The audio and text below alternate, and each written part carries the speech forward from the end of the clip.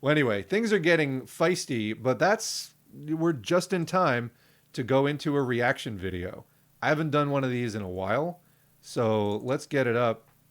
And so, where this is coming from, this is not left criticism. This is actually a hilariously titled video from more of a petty bourgeois investor channel who, I've there's about a dozen of these people that I've taken to watching because they are covering the signs of impending recession pretty closely. And they do the play by play. And, in their minds, they are the wolves who are, not sheeple and this and that.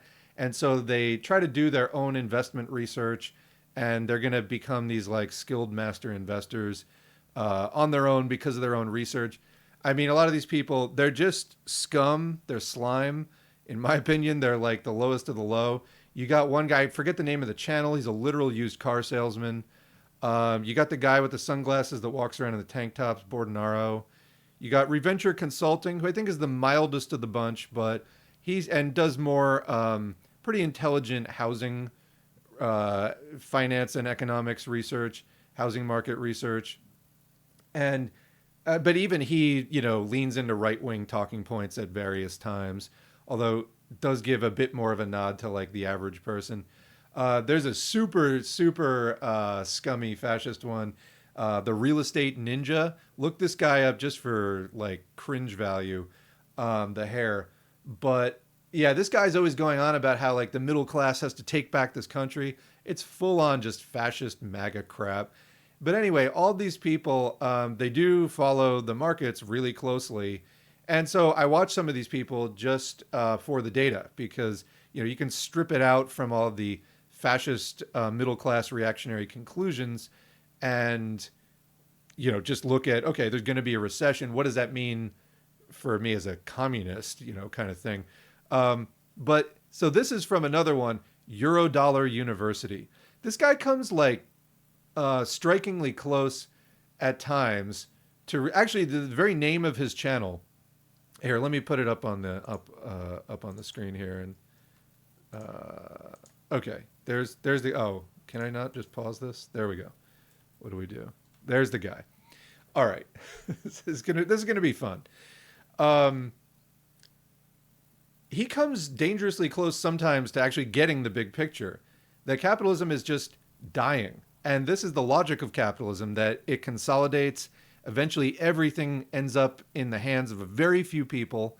And the name of his channel, Eurodollar University, the reference to the Eurodollar is he's like, oh, there's some like conspiracy researcher who discovered that the dollar isn't independent. And since the First World War, actually, all of the capital has been increasingly internationalized, and the euro and the dollar are linked and all this stuff. And I was just like, you might want to look into like Marxism, Leninism, because you're coming dangerously close to realizing the truth, but it would cause you to abandon these ridiculous, bourgeois aspirations that you have as a guy who obviously studied investing and, thinks that he's going to be rich. And who knows, maybe his family has money. I don't really know what his background is.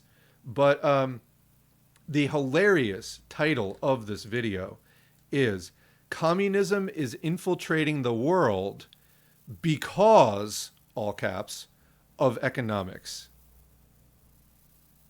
So we're gonna see if this guy actually has any understanding of communism or how it's infiltrating the world or whatever. I know that Xi Jinping was in the thumbnail of this video, but communism is infiltrating the world because of economics. And again, I think that this is coming close to the conclusion that capitalism, goes through its ascendant phase and then it consolidates into imperialism, and then no more historical progress results from imperialism. It just becomes oppressive and more consolidated and so on. And it devolves into fascism in an effort to maintain itself against the possible forces of social revolution, the organized working class. So anyway, let's hear what this guy has to say. I'm actually excited to bring this over onto the channel because privately, like, I listen to some of this and I feel like this guy 50% makes sense some of the time. And then other times he's just sort of like rambling about stuff. And the comments are like, what are you even talking about? So to share my pain with you, here we go. Let's dig in and let me make sure I have the levels right. We have a real and growing Marxist problem on our hands, and it isn't really about communism, socialism, and a bunch of other related isms. And it isn't just that the stock market is soaring at the same time that working families are desperately struggling. That's part of it, but only part. There's always going to be hardcore Marxists. They're not going away. Wait, okay, so we have a major problem with Marxism, but it's not about socialism or communism. How does that work? And then it doesn't have to do with the fact that people are struggling. What? So, all right. So, okay, then we've got hardcore Marxists haven't really gone away. Okay, well, present and reporting for duty. But I'm speechless. Just like the fundamental misunderstandings of, I think, basic concepts that are going to be presented in this video. I'm really excited for. And let me turn down the volume slightly on his thing, just looking at my level versus his. What's swelling their ranks and convincing maybe much of an entire generation to be sympathetic to those arguments is that no one else will listen to their generational plight. Every damn time you hear someone talking about the booming economy, they've just converted another lost soul into a Marxist. Well, actually, the real staying power that Marxism has is that it can accurately explain and describe historical development and, the kinds of things that he's talking about, the ups and downs in the market and the ultimate futility of believing in capitalism and, hitching your wagon to it for the long haul. Marxism can actually provide real explanations that fucking libertarianism, like whatever kind of batshit right-wing petty bourgeois fascist stuff that this guy subscribes to ideologically, it can't do that. So that's actually why. So he's basically complaining when the economy's bad, people start listening to Marxists and maybe they start listening to them for life. Yeah, your system sucks and it's dying. So of course we represent the future. Why wouldn't people listen to us? By saying the economy is booming when it so clearly is not, they confirm the very arguments many Marxists have been making for a very long time. So nothing about that is a core Marxist argument. I mean, so this guy's complaint is that they should be more realistic about when the market is bad. Except they can't. They materially cannot do that because their system depends on scamming people. And you lose people's confidence if you tell them accurately what's going on. And then they stop giving you the money. And then, your scam falls apart. It's called exploitation. Which, I don't know, I guess this guy hasn't gotten to the stage of understanding yet where he realizes that capitalism has winners, a tiny exploiting class, an extreme minority of the population, and then losers, everybody else who is exploited and lives precariously, selling their labor to get by. Maybe occasionally they get enough capital together to start some little shop, and then most of those go out of business. And increasingly so now in the post-retail apocalypse environment. And, you drive around the U.S., it's the same businesses everywhere. In the strip malls, it's like the same 20 businesses, just in different combinations. So, this guy's complaining about the system that, and fundamental things about the system, they can't really do any different than he's talking about. They have to scam people because it's a system that runs on exploitation. But anyway. The Marxists can now easily say, I told you so. If this is their boom, it is indeed proof of late stage or end stage capitalism. So that's okay. Late stage capitalism doesn't really have a real meaning, but generally we view capitalism as having two stages. It's ascendant stage when it is actually historically progressive and it is throwing off feudalism, and it's claiming that it's going to bring liberty and freedom to the whole population, although in the end it's really mainly doing this for its own class only, because freedom in capitalism is the freedom to exploit. And yes, there are some improvements in the lives of the average person. I mean, depending, capital will need to educate people to a certain extent, but even then, within the global system of capitalism, some places, some countries are deliberately underdeveloped and on the whole exploited. So that's not even at all. Nothing is even under capitalism. But anyway, capitalism says it's going to bring all these improvements to everyone in the society. In the end, mostly they hold those for themselves. And after capital has reached a certain point, it just starts to stagnate and consolidate, and it becomes imperialism, the highest stage of capitalism. So you got two basic stages there, if you want to call imperialism late stage, fine, and then it starts to sink into fascism to hold back social revolution, which is the only thing that can offer any further historical progress. But yeah, so anyway, let's get back to the whining. Now, you may not know it, but those terms are everywhere. And they're more than just a social media subculture. They've been bred by our post-2008 condition. Okay, well, so he's at least recognizing that capitalism is having major crises, which is causing people with cause to seek out anti-capitalist solutions, which is correct. Okay, what's his solution that doesn't involve anti-capitalism? Silent depression. But what can we do about it? What do you mean, what can you do about it? This is how your system works. People don't like being exploited. Is this confusing? First, before anything, we need to understand it, to really understand it, where it's coming from, and don't just dismiss it. It's not simply indoctrination. The silent depression has bred new life into a stale, antiquated, utterly destructive doctrine. Is that a fact? So was it the same utterly destructive doctrine that caused everybody to lose their house after 2008 and so on? No, that was capitalism. So anyway, on the one hand, he'll acknowledge that it's the failures of capitalism that cause people to look to a system other than capitalism as the future. Yet at the same time, it can't be socialism. What is your solution here? So what is late stage or end stage capitalism? Well, it was a term that was coined at the turn of the last century, the early 1900s, in an article written on May 1st, of course of all days, May 1st being May Day or Labor Day for most communists. In 2017, an author by the name of Annie Lowry wrote an article in The Atlantic which said, "Late capitalism in its current usage is a catch-all phrase for the indignities and absurdities of our contemporary economy, with its yawning inequality and superpowered corporations and shrinking middle class." But what is late capitalism, really? Where did the phrase come from, and why did so many people start using it all of a sudden? She goes on, "There was just a handful of mentions of late capitalism on Twitter before 2009, a few hundred in that year, and perhaps a few thousand in the next, many referring to college coursework." There's the indoctrination. Now it is everywhere. Okay, so I can't let that pass without something. It's indoctrination. Did you go to college? Indoctrination. Universities are such factories of Marxism, etc. So you can already see the anti-intellectual fascism starting to poke through. We're giving these people educations. They're turning into Marxists. Actually, this is not really spreading through the universities. If anything, the universities are doing the kind of what Parenti called anything but class. There's a lot of postmodernism.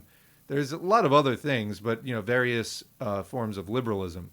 I mean, I defy you to find more than one hardcore Marxist, if any, on most college campuses.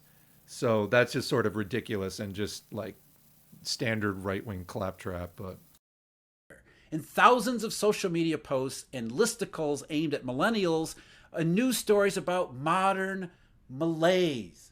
Modern malaise, stagnation. That's a phrase that we're going to keep coming back to. Well, it is a phrase we're going to keep coming back to because that is imperialism. Imperialism had its first major crisis in the Great Depression. I mean, before that, there was World War I, of course, which was a fight amongst imperialists for redivision of the world for profit.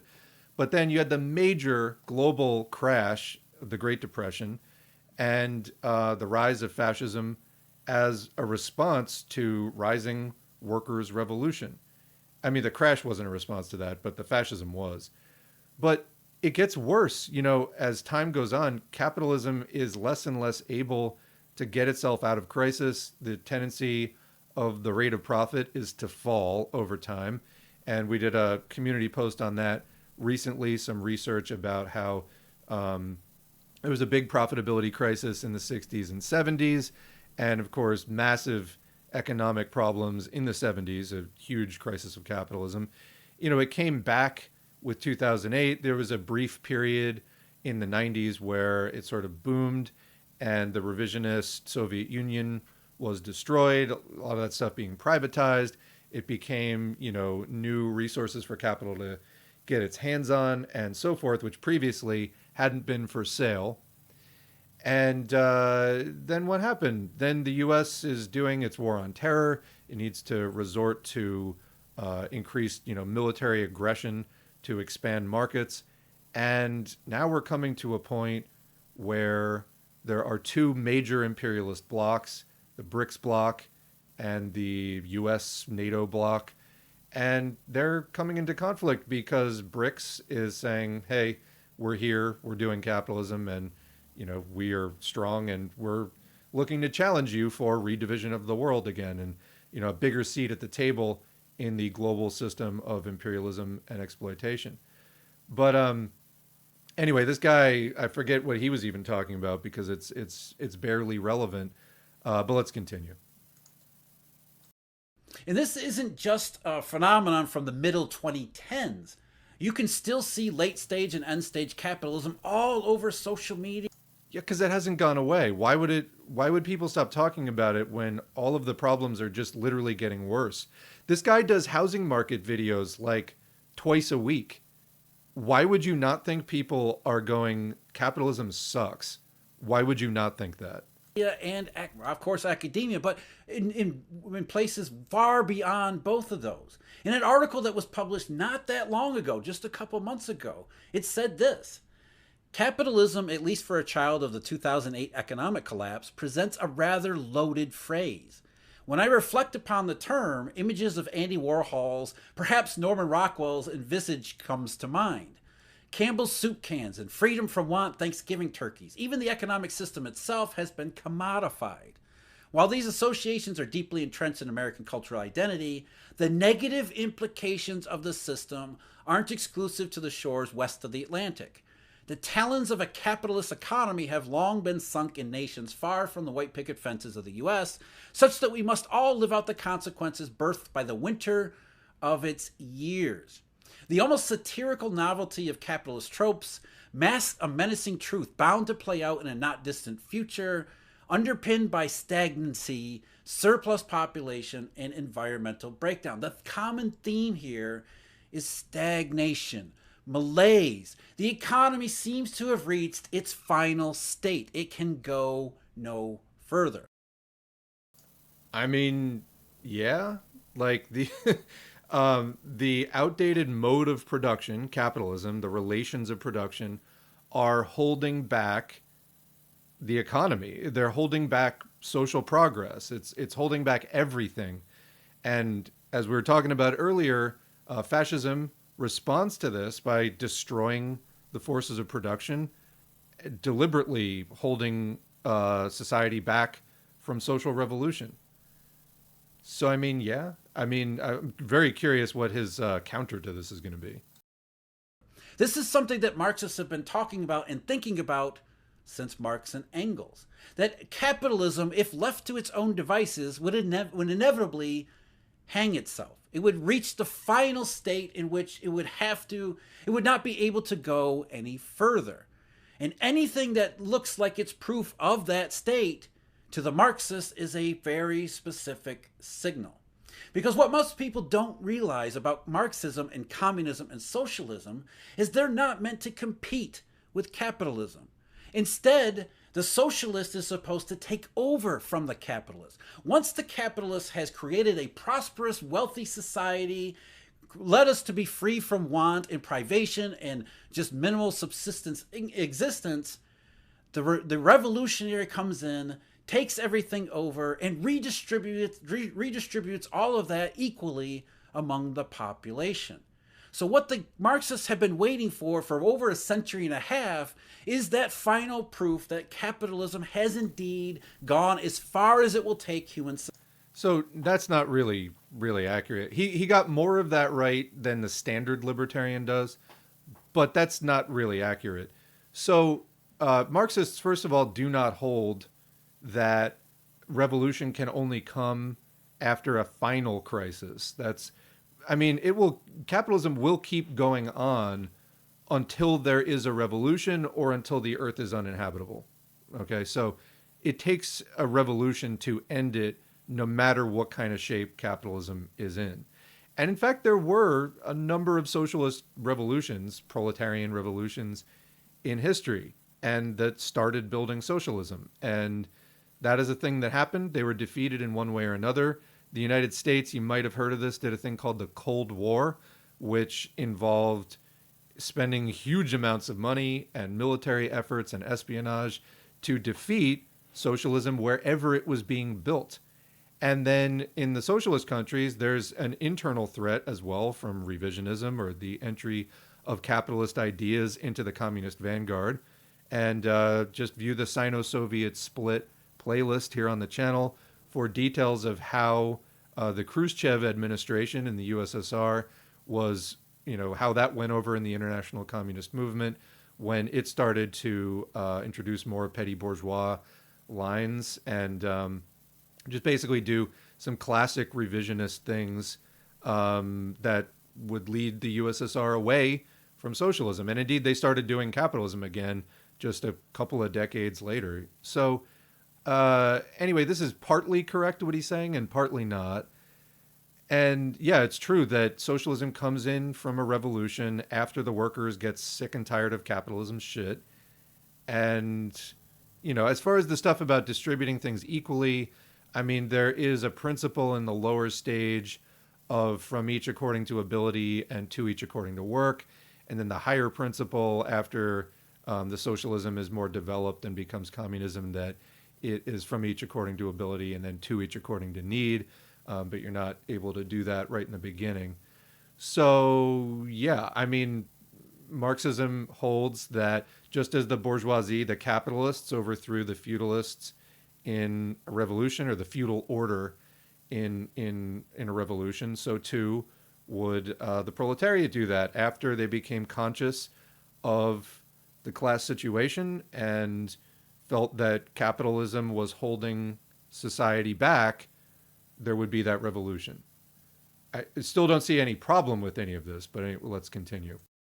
Society. Thank you, Mr. Capitalist, for all that you've built. Now give me all of your shit. Because no, it's not yours. Literally, the proletariat built it. And the proletariat is the ones who have any moral right to that whatsoever, no matter what the capitalist courts say. So, no, it's the workers that made that, and I'm sorry that you and your little pieces of paper behind your big mahogany desk, think it's yours, but no, history is decided by the masses, and when people feel that, we're past a stage where there is any use to you as a capitalist, then capitalists will cease to exist. This is just history. I'm sorry, you can call it whatever names you want, but that's how it works. I'm going to give it to everyone else. If this sounds familiar, it should. Malaise, stagnation. Are we really going into the U.S. government is doing this, or where are we going? This is now I'm on the edge of my seat. Capitalism has reached its final stage. Bring on the revolution. Part of the proof that Marxists not necessarily need but are looking to see for end stage capitalism is inequality. Because embedded deep... No, that's not proof of anything. Capitalism is always unequal from start to finish. It does get worse over time, and it gets to extreme and totally absurd levels at the very end. But again, you can launch a socialist revolution at any time that the proletariat and its allied classes out-organize capital. Anytime. Now, it so happens capital has been pretty strong on its side, and then there's been revisionist, reformist leadership on the workers' side. And so, just as we were discussing in Fascism and Social Revolution, where the workers' movement embraces reformism, their failure and fascism follow. And where the workers' movement embraces communism, there the middle class falls in line and fascism isn't able to take hold. So, the working class has a historical role of leading the way from capitalism into socialism, which is the beginning of the end of unequal class society. But it's just the beginning of that end. And there's still nothing wrong with it. Like, this guy's trying to get outraged about it. Also, I want to really highlight, so with libertarians in general, like the petty bourgeoisie in general, and especially with this guy's channel, they are like the kings of doom and gloom. Like, they are always looking at kind of the dark side of any given moment. And so every video that this guy makes could be considered, if you cut out any of his sort of political little things that he throws in here and there, you could take it as agitation against capitalism as being a horrendously unstable system that screws over most people in the society. That is like the conclusion of basically every single one of his videos, except what? Except that he thinks he can somehow, he and the other tiny band of little, the minority would-be exploiters, they think they can profit off of it somehow. Rather than seeing what's right in front of your face, that it's screwing over most of the population, they push for no, keep it going so that I might make some money without doing any real work, without producing anything, with just moving some numbers around in the computer. You can make your living and be comfortable. So, I mean, he's the one that has a contradiction here. There's something wrong with what he's saying. And it's like he's not taking the implications of his own research. It's really incredible. Deeply within the Marxist ideologies, the idea that capitalism, in order to maximize and increase profits, it must come at the expense of workers. Yes, So, that is literally where profit comes from. It's the that's wow. So exploitation, the extraction of surplus value. In a nutshell, I mean, you can go listen to, we have an audiobook of Marx's Value, Price, and Profit. But in a nutshell, the extraction of surplus value is the price of entry into employment for a capitalist. And most people do not own capital. And that's how the system is. It's not just, oh, you got to get some capital. No. Not everybody can get that capital. And so the majority of people are proletarian. They are dispossessed, don't own capital, and have to sell their labor to a capitalist in order to get the money that they need to buy the commodified food and shelter and all the other essentials to sustain a human existence. The price of entry into capitalist employment is working for free some portion of the workday.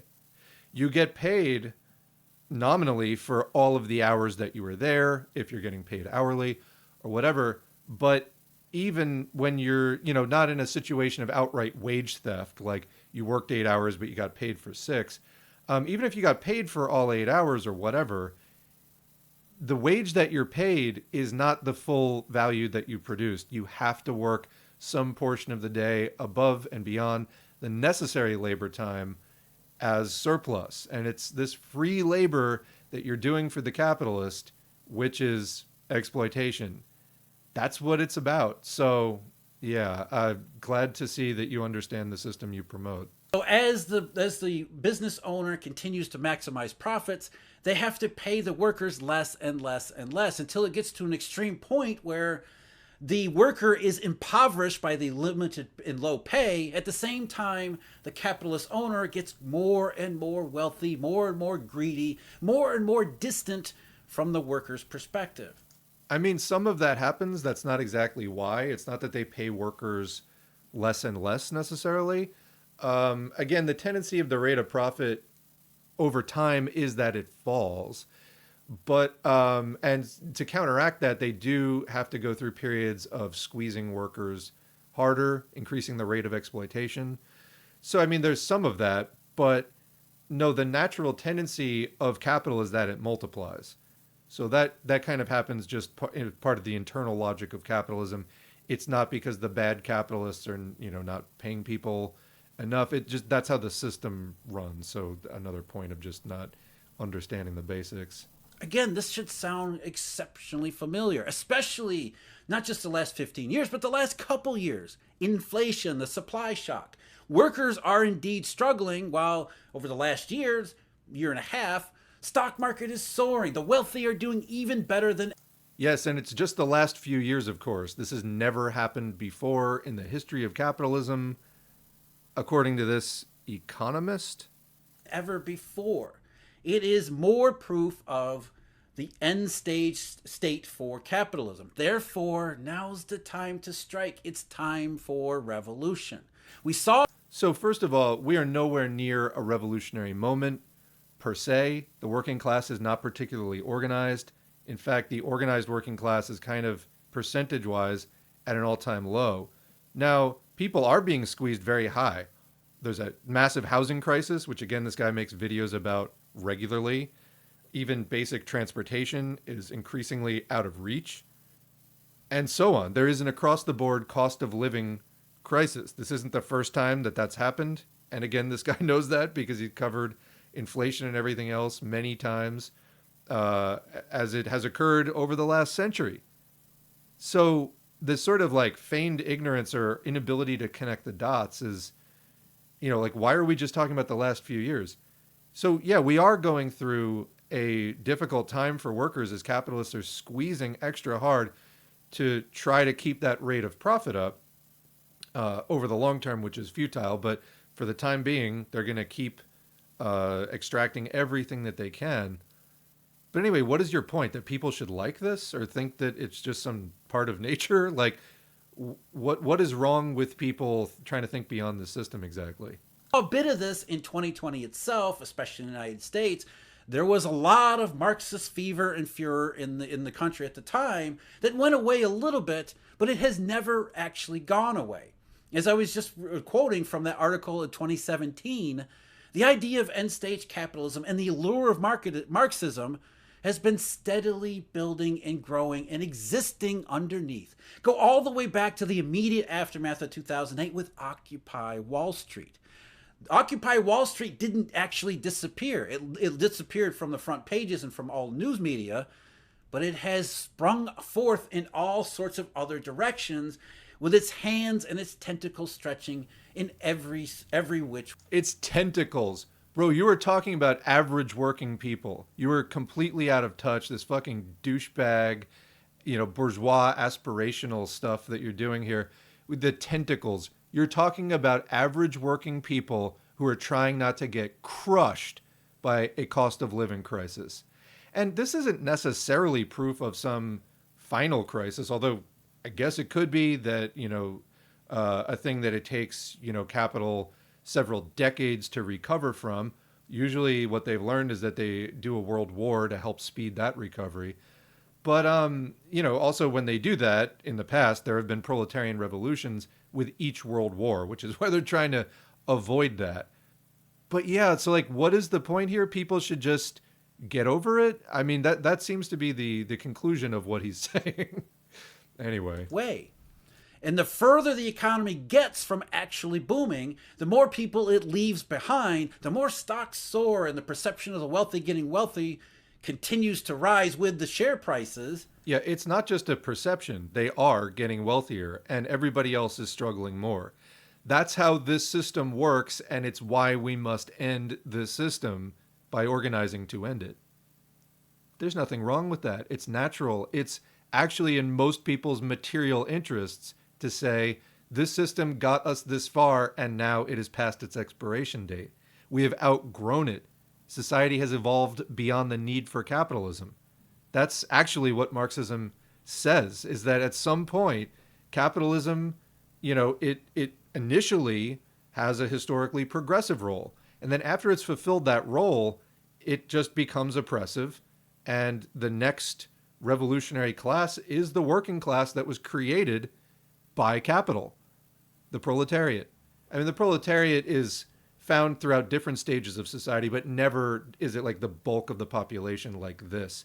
And it's only in capitalism that it really makes society go the way that it does. And so it organized labor in proximity to the means of production, the factories and the workplaces and the raw materials and everything. It becomes the revolutionary class. We can take over. We don't need the parasites exploiting us anymore. And the working class is more than capable of taking over the managing of society and running the economy on a not-for-profit basis and according to planning to meet people's needs, not speculative, profit gambles. So yeah, that's all actually good, natural, and fascism has been holding us back from this. And this little douchebag, whiny douchebag, is just somewhere in the middle complaining because he's definitely not big bourgeoisie. He's the typical reactionary petty bourgeois who's like, no, wait, I haven't had my turn in the big chair yet. You can't do socialist revolution. Well, no, history doesn't care about you. History doesn't care about the petty bourgeoisie. You're not a historically significant class. You are at best a puppet and a weapon of the big bourgeoisie, which convinces you to uphold their system. So, like, that's where you fit in. Maybe you should actually join the masses of humanity who you were saying have tentacles. Yeah, you got a lot to change here. The more it feeds into this same narrative. And it's not just a narrative. To many people, this is, again, proof positive that capitalism is done. It is gone as far as it can go. I mean, whether it's gone absolutely as far as it can go is not really the question. It's that we don't want it to go any fucking further because I, for one, speaking for myself, don't want to waste any more years of my life being trampled, okay? Which has been my experience with being part of the fucking workforce. And I've, even like as I mentioned earlier in the stream, I had a small business at one point for a few years. Got out of it because it didn't seem like it had a big future. But, this is the experience of most people is like you work and it sucks. Most people live paycheck to paycheck, struggling to afford things. This very guy, this channel has done things about how people are increasingly having to live off of credit in record amounts. They're struggling to meet basic needs. Why would you stump for a system that does this to people and that inherently does this to people? But I bet he's going to come up with some libertarian shit like it's just the Fed. It's just the Fed. No, it's capitalism. The Federal Reserve and the other central banks are a way that advanced capitalism tries to manage itself and to be more stable when it knows it is becoming very unstable and has been so for a long time. That these crises occur periodically. They're cyclical.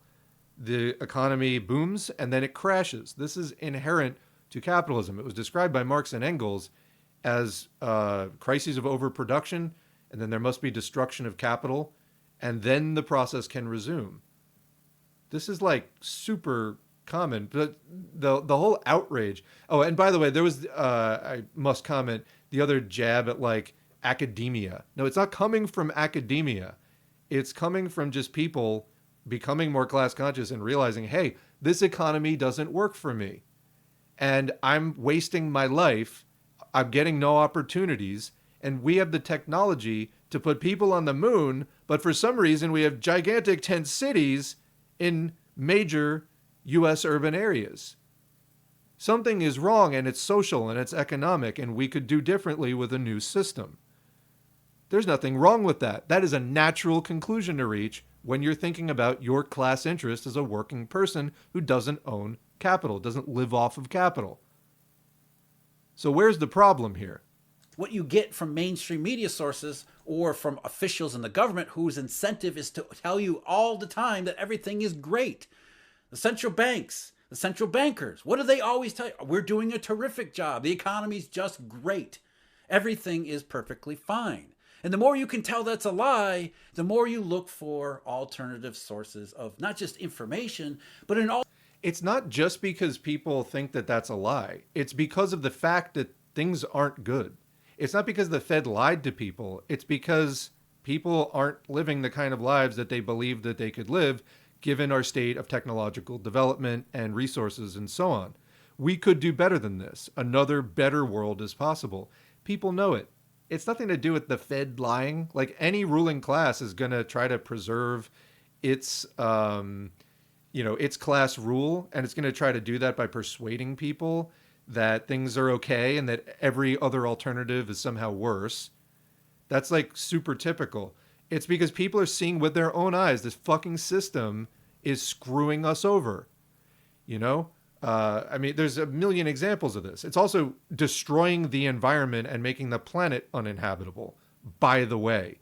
In addition to the sort of short term, I can't afford a car or whatever else. Alternative way to look at the world. And what the Marxists are saying sounds like what's happening in the actual economy. So what I wrote Marxism actually does accurately describe the economy and has done so for 175 years. You would know that if you actually studied it. Years ago was, this massive income inequality becomes paramount, and on both sides. For the socialist, it is the animating feature of worker unrest and dissatisfaction. For the capitalist, it is an inherent flaw that inevitably, as Marx forecast, leads to the system's destruction. It's not so much the inequality that leads to the system's destruction. It's that the overwhelming mass of the population doesn't have a material interest in continuing the system which they don't run and which exploits them. Yes, it is unequal, for sure, but it's that the system doesn't work for people and really can't work for most of the population.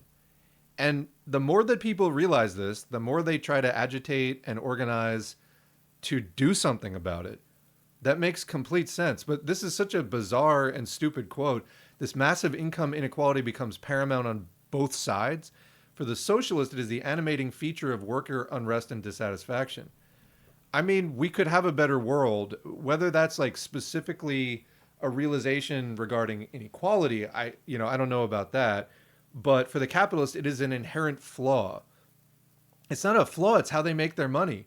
Why do you think they're so rich? It's because everybody else isn't. They have all the money. Like, there's a finite amount of stuff, and it's going to some people way more than others. They would not be rich. You know what I mean? Like, this is so basic.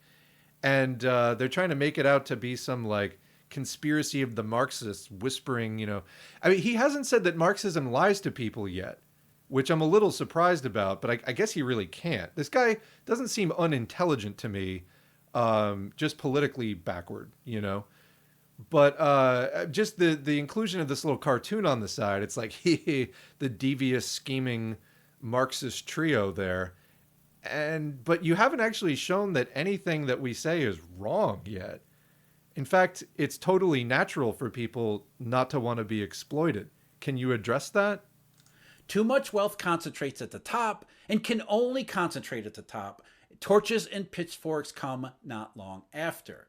For Marxists, the key is... Okay, but tell me this. Why wouldn't torches and pitchforks follow long after? If you, showed up to a birthday party and one person walked over to, like, the food table and just, like, took out a big bag and dumped all of the snacks into the bag and were like, these are mine now, what do you think the other people at the party would say? Like, human beings don't like that. We don't tolerate that. And yeah, people do feel like, oh, if you earned something, like, somebody can have a nice thing that maybe somebody else, might be a little jealous about or whatever, like, oh, I wish I could do that. But that's jealousy within the kind of context of, like, everybody is basically doing okay and more or less on the same page. That's not at all the situation that we have now. Some people have all the power and all the money and all the opportunity and everything, and most people have virtually nothing. So it's just not in our nature to permit that. If people perceive it as unfair, it is. And, people eventually organize to do something about it. Why is that wrong? Is stagnation, malaise, not just as a signal to begin the revolutionary process, but to take advantage of the disillusionment, the dissatisfaction with the current state of affairs, and project a more just society going forward. The economy's done. It's leaving you behind. Come over to the revolutionary side. And the more that takes place, the more we see inequality in the economy, the more the stagnation shows up in our daily lives, the more it sounds like the Marxists are onto something here. Yeah, we are. I mean, so far we are 9.5 minutes into the video now, almost. And he hasn't said a single point about why any of this is wrong. He's implying it, that there's a Marxism, quote, problem. What is wrong exactly? Like, I'm really still waiting for that. Now we're going to look at the Federal Reserve balance sheet. What does this have to do with the Marxism problem? This guy's like totally just floundering. So let's put some numbers behind this. Let's look at the statistics from the United States. And as I've shown many, many times before, the silent depression is worldwide. You can see the same general patterns play out all over the world. But in the United States, as early as the fourth quarter of 2008, just after Lehman Brothers, AIG, and all of that stuff, U.S. real GDP was already 1.28 trillion behind its pre-crisis trend. So already a trillion plus in the hole. But after two QEs and a number of quote-unquote Wall Street bailouts, by the second quarter of 2011, falling further behind, just in measurement from GDP. And this doesn't account for all of the quarters that lost so much output that never happened. This is just the single quarter snapshot of how far behind we were becoming. By the end of the third and fourth QE, toward the end of 2014, real GDP is now 3.03 trillion behind. By 2019, at the dawn of the pandemic, we're 4.3 trillion behind. You see the pattern here.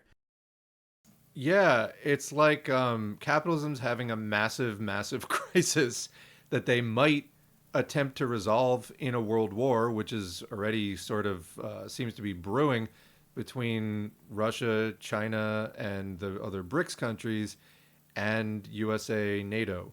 There are some signs, particularly with Russia, of like the conflict in Ukraine. There's also some sides flipping going on in West Africa. And so, yeah, it seems like there is, the situation is ripe for a redivision of the world. The quote unipolar time of the US was the sole superpower is coming to an end. And now there are other, there's this imperialist bloc that is giving the existing, more established imperialist bloc a run for its money, which they may resolve or attempt to resolve in a world war if the diplomacy and other negotiations and the kind of trade war doesn't fix it adequately. So yeah, I mean, very good. Capitalism is going into crisis. It never really fully got out of the crisis that started in 2008. Correct. So tell me why the system should be allowed to keep going. We keep falling further and further and further and further behind.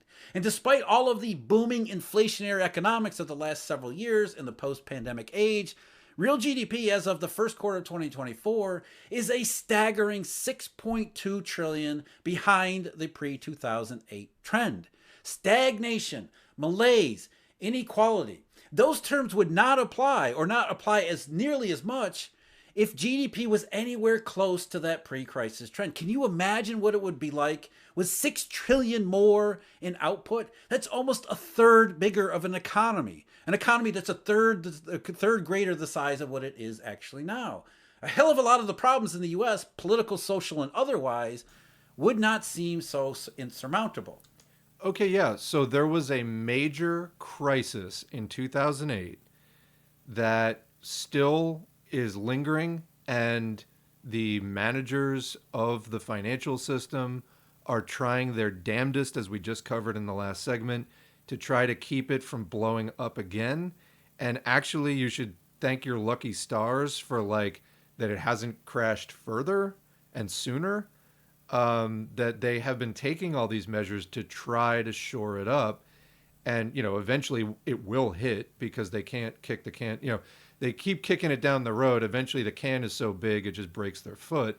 But they are doing this in the name of keeping capitalism alive. Like, we would, if they weren't doing this and the 2008 credit crunch had just gone into complete, economic stoppage around the world, oh, you better believe me, Occupy Wall Street would not have been, there wouldn't have been a debate about does capitalism work or does it have a future. It would have been patently obvious it has no future. And I think that what we were just covering in the last segment, what we're about to find out in the coming few years is that all the things that it did to try to juggle the economy and keep it, out of that ditch, when that finally stops working and they don't have any more tricks, I mean, as short of World War, it's going to be patently obvious, just as the same way as it would have been had they not bought all this time. So again, I mean, this guy covers this stuff on his channel all the time. But so if not capitalism, like, who is to blame? Because if capitalism is to blame, then yes, we should move on from capitalism and we should stop doing this system and we should stop letting the bourgeoisie like do whatever they want to do and have control of society and production and everything else. We absolutely should stop that and then start building socialism and seize power. If you want to allow capitalism to continue, and you're saying yourself it's stagnating, and what is the way out? Like, how do you think this is going to have a future? Because I'm telling you, capitalism was born, it's living, and it's going to die. And it's in old age here, and the working class is ready to take its place, more or less. I mean, we have some organizing to do, but I mean, it could be done. It's been done, in fact, in the past, and then that got beaten back, but it definitely can be done. We have the receipts to show, the historical evidence to show this can be done. So I don't know, where does he think all this is going? I mean, look at the same thing with incomes. And there are enormous downstream impacts for all of this. This is not just about lost economic output or opportunity. We also have to consider what that has done to quality of life, to people's lives, the participation rate, suicides, drug abuse, all of the major social ills that have seemingly amplified in the last 15 years. That's because they have. Now, economists have flipped this around and blamed us for everything, that we're too drug addicted and lazy and won't go back to work. And that's the reason why the economy never recovered, when it actually is the other way around. Wow. So he actually isn't victim blaming there. Very interesting. So he's actually saying that it isn't a problem of like personal responsibility or whatever else. Is he becoming now a SOCDEM, or like, what is this? Drug epidemic itself is a product of the malaise and stagnation, not the other way around. And it continues to go further and further downstream. Consider the case of the Chinese. The Chinese are under a multi-year, maybe multi-decade process of living out late stage and end stage capitalism. After Mao Zedong passed away and Deng Xiaoping took over in the 1970s, he initiated special economic zones, which was a limited experiment with capitalism. Yeah, and this was an un-Marxist course of action. I mean, he's trying to say, I think, that like, well, even socialism thought capitalism was better. No, socialism was undermined. Because again, the communists realized capitalism is how you create wealth. And the Chinese... It's not because they realized that's how you create wealth. It's because the bourgeois line won out in the party. You had people wanting to do capitalism. Why? Why did they want to do it? Because, I mean, it was dressed up in this rhetoric of like, well, everything we just read about the productive forces and, anyway, putting that first, middle, and last. But it's not, that's how they dressed it up to try to ideologically sell it with some Marxist dressing. But they did it because the bourgeoisie wanted to be allowed to do capitalism. Why? Why does anyone want to do capitalism? To get rich, to profit at the expense of others, to exploit people's labor, and so on. That's why they did it. It's not because of their stated reasons of like, oh, we're going to do this to, develop faster and this and that. That was a cover. They were developing quickly with the socialist construction that they were doing for the time that they were doing it. And they would have been better off staying on that path. capitalism was reintroduced because an aspiring bourgeoisie, and remember that in even under Mao, the national bourgeoisie was considered part of the people rather than the enemy. This is somewhat beyond the scope of this video to go into that right now, but you had the bourgeoisie right there is the point.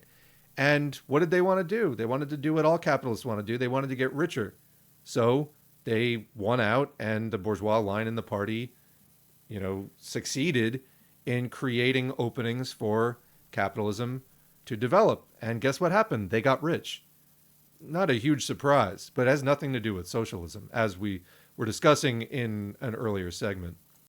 Realized they were way too far behind to have any hope of transitioning into that final socialist paradise that they're always talking about. So they embarked upon a globally aligned, limited form of capitalism with the revolutionaries always on top for decades, and took advantage of the Eurodollar system's globalization wave and became a truly mostly prosperous society. But since 2000... So actually, I said, is he going to become a SOCDEM? He's sounding more like a multipolarity guy. As like, has he been listening to Danny Haifong or something? Because that's what it sounds like. In really 2011 and 2012, ever since Xi Jinping took over, they've realized the Great Recession was not actually a recession. It was the opening act of the Silent Depression. And living in that Silent Depression meant that China had to enact its socialist roots, go back to them. In other words, common prosperity, which is the slogan that Xi Jinping has given out in recent years, is really about what does China do in the face of what they're seeing as late stage and end stage Western capitalism. They see all the signs of inequality in their own system as well as outside, and stagnation. It is a sign to the communists in China, it's time to go back to communism. We made So yeah, he really is doing. This is exactly what we were just doing in the first thing against Dungism, is that they're going to press the communism button because they've realized that capitalism has sort of expended itself or whatever. No, they're bourgeois. They like being rich, and they're going to keep doing that until the ends of the earth, basically. They have convinced everybody, including this guy apparently, that they're actually doing communism, and they're just playing like 8D chess and so on, but they're actually just revisionist, period. So yeah, no, this is going in more of like the multipolar thing, but where does this end up? Like, what does this guy see as the final conclusion? Like, okay, his line here is basically like, China tricked us, they did capitalism so that they could get this big boom, and then as capitalism kind of dries up or has its final crisis, they're going to go, quote, back to socialism. And then what? Like, he clearly is an opponent of that. Like, he's talking about the Marxism problem. Well, how do you fight that? I mean, because so far he has not made any case that capitalism is not having a final crisis. He has not made any case that capitalism isn't in its death throes. In fact, it sounds to me like he does believe that, but doesn't want to believe it. And in fact, that's like the amount of doom and gloom coming out of this guy's channel, I do feel like is that probably is what he believes, but he can't bring himself to like, he's still like full of that anti-communism, and he's like, no, the Marxists are taking over. Well, what are you going to do? Well, capitalism's dying. Yeah, okay, and that's a historical process. It's going to happen. Then what are you going to do? And he doesn't have a then what. It's just react, react, react. Is it like what? Is it gold? Is it Bitcoin? Is it just, this is where people start embracing Mad Max, because it's like they take better dead than red literally. Better the earth just undergoes a mass extinction and everybody's driving around as an atomized individual in their like weaponized sports car. Better that than do this, quote, Marxism thing where the tentacles of the masses actually, run things to meet human need. Oh God, the horrors. Like, I'm trying to unpack this, and there's only 4.5 minutes left in this video. And, oh, by the way, he didn't do his typical pitching his Eurodollar University in here. So he's like pretty firmly on target. This is clearly like a topic of concern for him. But anyway, let's see where it goes. Our economic society, we made the economy prosperous. It's now time to step in and carve everything up. There is actually good news in all of this. And the good news is, well, it's in the form of history. Let's go back to November 14, 1939. Madison Square Garden is filled to the Wow, we're talking about Browder. This is hilarious. Everything we're doing on the channel right now is coming together. Awesome. brim. Maximum, actually overflowing capacity crowd of 22,000 people deep in the heart of capitalist free market New York City. And they were there to hear a fellow by the name of Earl Browder, who was the USA Communist Party chairman. He had just been featured on the cover of Time magazine, which declared that communism is 20th century Americanism. And the communist doctrine that he had been talking about all that time, among other things, he said, the idea of storming of capitalism is maturing in the minds of the masses, rallying them around the party's program for the overthrow of capitalism and for the establishment of the dictatorship of the proletariat for a Soviet government. The bitter truth is rapidly being learned that Roosevelt and his New Deal represent Wall Street bankers, finance capital, just the same as Hoover before him, but carrying out even fiercer attacks against the living standards of the masses of the people. Because FDR kept preaching that the economy was fine. It was not necessarily booming, but it was recovering, in his words. He was telling people to stick with the way things were going because they were going in the right direction. And what the communists were doing at the time was saying it isn't going in the right direction. The economy... Well, you don't have to be a communist to realize that. So if someone tells the truth, yeah, you're more likely to listen to them. If you hear FDR telling you that like things are going to recover and things are going to recover, and then years and years go by without any recovery, then yeah, you're going to go, maybe this guy doesn't really have my best interests in mind. Maybe he is lying to me. And maybe I will at least hear out the person who is saying that capitalism is done, it's only going to lie to you, and we actually have to get rid of it. Yeah, that makes sense. Although, I mean, it's not exactly like communism really became a mass movement at that point. And this guy obviously knows very little about the ideological struggle within the left between reformism and communism, you know, between reformism and revolution and everything else. But he's saying all this with such sort of conspiratorial flair, you know, that he's unmasked the big secret. There's not a single real revelation in this entire video so far. And so he's like, oh, we're going back to like when the government says that capitalism is working for people and it actually isn't, then people stop believing them. Yes. Anytime that someone lies to you, they lose credibility. It has nothing to do with communism. That's just like a basic principle. If someone lies to you, you stop believing them and you start looking around for somebody else who might have a more truthful explanation. But so we're going back to Browderism. Like, okay, congratulations. You found a headline that mentions Earl Browder, that the CPUSA had a rally at Madison Square Garden one time. By the way, I couldn't help but notice that he didn't have access to the full text, so we clearly didn't even read the article, just saw like there was a rally at one point. Which proves what exactly? Like what is that evidence of? What does that demonstrate? This whole thing is like grasping at straws, but like it's not even grasping at straws. This whole thing is just this guy sounding insecure and rambling about capitalism losing credibility. That's all I'm really hearing here. So I don't know if, you know, he thinks capitalism is going to be on firmer ground if his, you know, crack team of like real estate speculators, used car salesmen and the like take over the reins of society. Yeah, famously trustworthy people. I don't know of any jokes about, you know, used car salesmen or realtors for that matter, who definitely are held in high esteem by the masses, you know, with all of their tentacles and whatnot. I sincerely don't really know where this is going. And anyway, 3 minutes left. He isn't recovering. The rich are getting richer, and this is the signal for revolution and end-stage capitalism.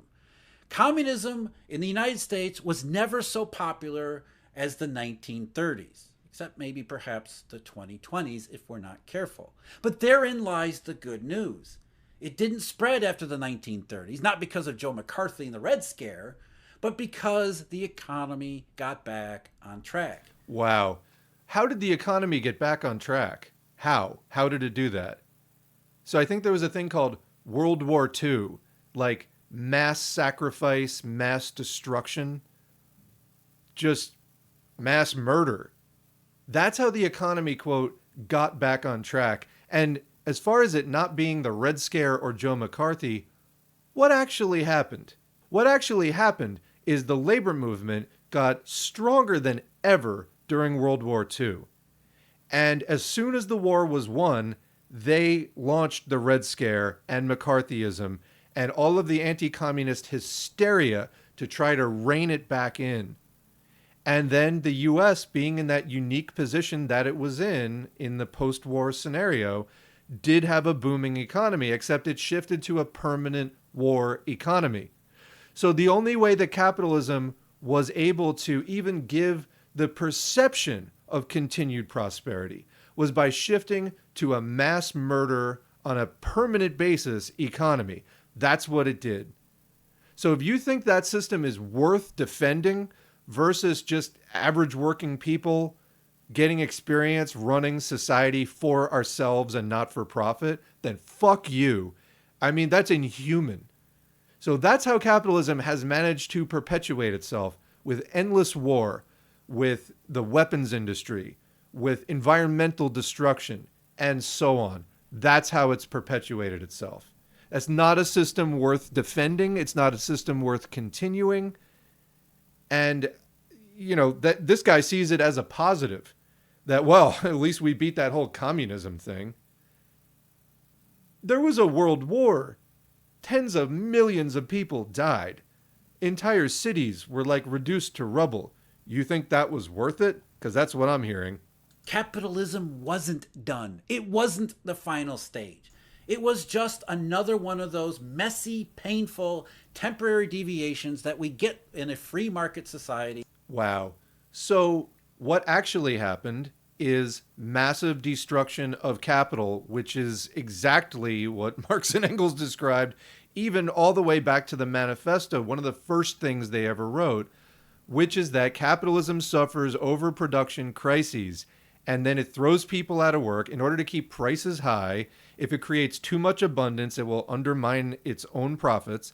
And so in order to maintain artificial scarcity, it has to go through a period of contraction, and all the excess commodities have to be consumed and used up. And then and only then will people be rehired to go back to the factories and start making more stuff. Capitalism maintains artificial scarcity to maintain itself.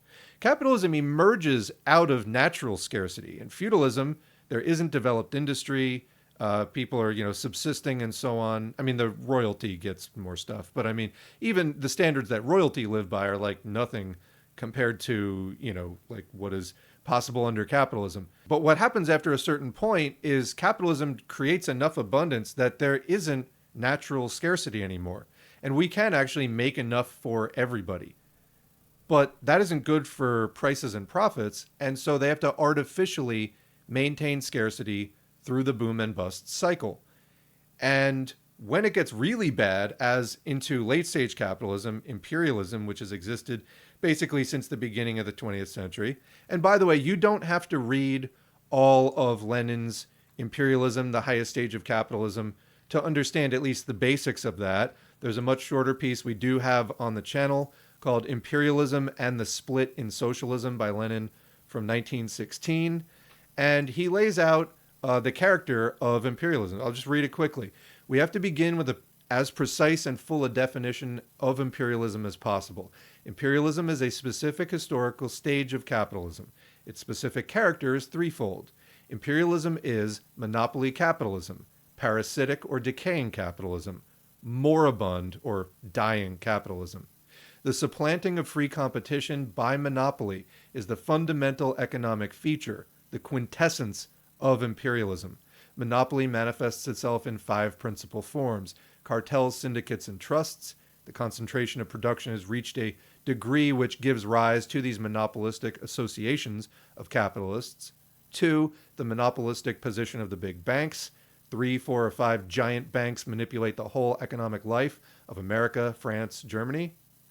3, seizures of the sources of raw material by the trusts or big business combinations and the financial oligarchy.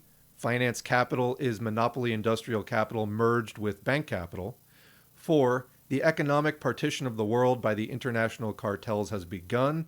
There are already over 100 such international cartels, which command the entire world market and divide it, quote, amicably among themselves until war redivides it. The export of capital, as distinct from the export of commodities under non-monopoly capitalism, is a highly characteristic phenomenon and is closely linked with the economic and territorial political partition of the world, which is the export of capital is basically investment, so like foreign direct investment.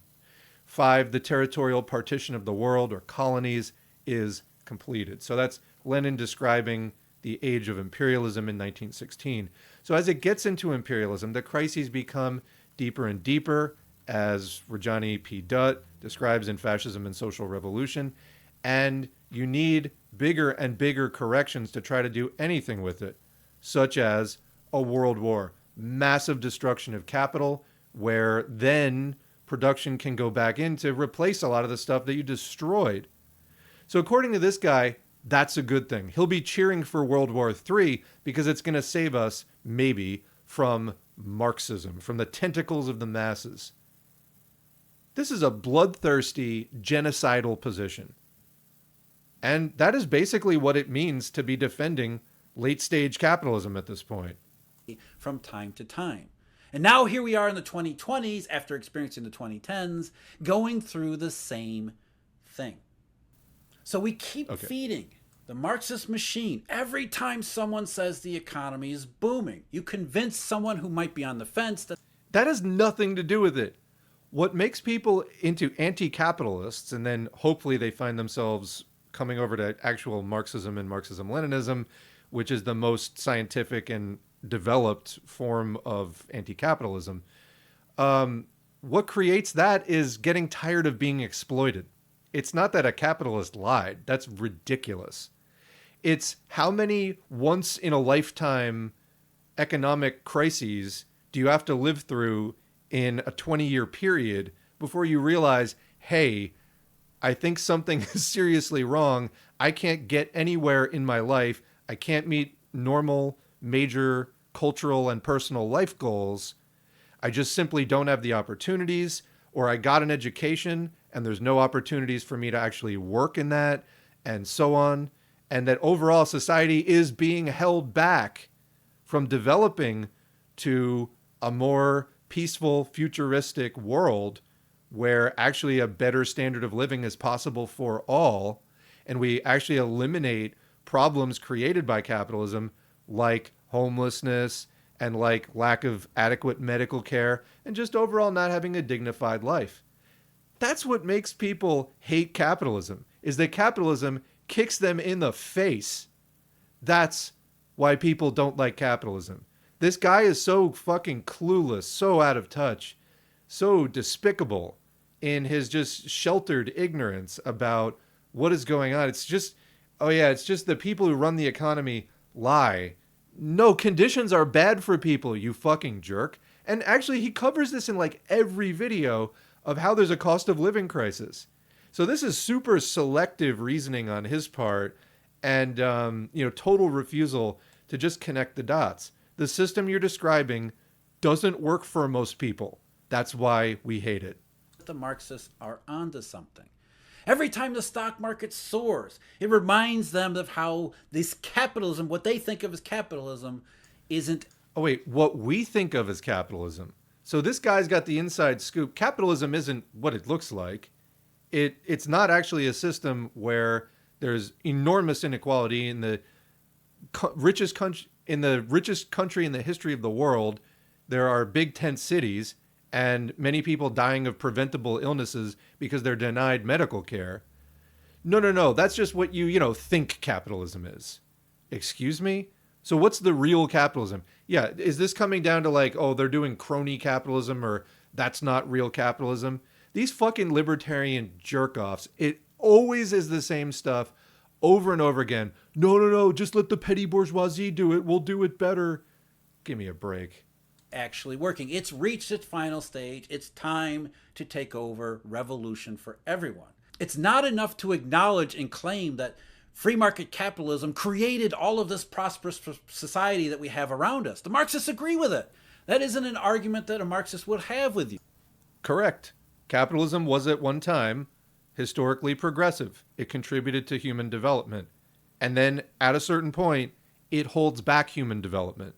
And that's where socialism has to continue to, to bring the progress. Okay, we agree. So what is this guy saying? Like, it's just not at the final thing, or that's wrong, or what? Because I'm not hearing a real strong position there. They understand capitalism creates wealth. It's when it created. It did at one period of time. And now that is over. And now it is holding us back. And it's making us replay a loop of fascism and war and oppression and genocide. That's what it's doing now. At one time, it was historically progressive. That time has passed. It's pretty much that simple. Reaches its end that the Marxists are waiting for. And that's where the argument needs to come in. We need to tell people it is not the end of capitalism, and that there are other ways to fix the problem, not just to scrap it and go over to the socialist side. We need to truly So I will just say here, he's in the last minute of this video, and I know he's going to do patron credits, so we got less than a minute here. What's your solution? He's just saying, we got to tell people capitalism's not done. Okay, except it is, but go ahead real quick, make your case that it's not done. I'll wait. Understand and appreciate that it isn't just blind indoctrination. There is something else behind that, giving it credibility, and it's Jay Powell. The last 17 No, it's not Jay Powell. It's that people can't live our lives. That's what it is. It's that people go to school and they can't actually do advanced work because capitalism is deliberately holding back society in order not to endanger its profits. That's what it is. It's not Jerome Powell. Are you fucking mental? Where did you come up with that? This is the weakest argument I have maybe in like the history of arguments. Have done nothing to convince them that they're wrong. Worse, it has convinced many poor and genuinely good people who are only searching for answers that the Marxists might just be onto something. We are. And there are 46 seconds left in this video. He has not made any case. If it's so easy to make a case that like capitalism is not done and it's not just going in a fucked loop of making fascist dictatorships and doing genocides and wars and spying and environmental destruction, etc., etc., etc. If it's so easy to make that argument, why don't you make it? I am not hearing it. Getting out of this pre-revolutionary state requires that we admit there is a problem. It's not a Marxist problem per se, or even a capitalism free market problem. It's a problem with the economy. There is... Oh my God. It's it's not a capitalism problem. It's an economic problem. Wow. Wow. Wow. Go on though. Oh, boom. It does require care and attention. But step one is admitting that we have that problem. I talked about That was remarkably non-specific, and that is the end of the video. Good job, dude. I'm convinced. There is some unspecified reason, maybe, why capitalism definitely isn't done. And it's just because Jerome Powell is saying things are okay that people don't like capitalism. Wow. Good job. You deserve every dollar you're getting from your fucking dupes of members of Eurodollar University. All right, he has like closing words where he pitches some other video. Let's hear his closing words. Silent depression. What is it? Where did it come from? What is the evidence for it? Well, that's the video I've got linked below. Wow, that was terrible. That was so bad. But on the plus side, if this is the best that the capitalists are coming up with, I actually just became a lot more optimistic.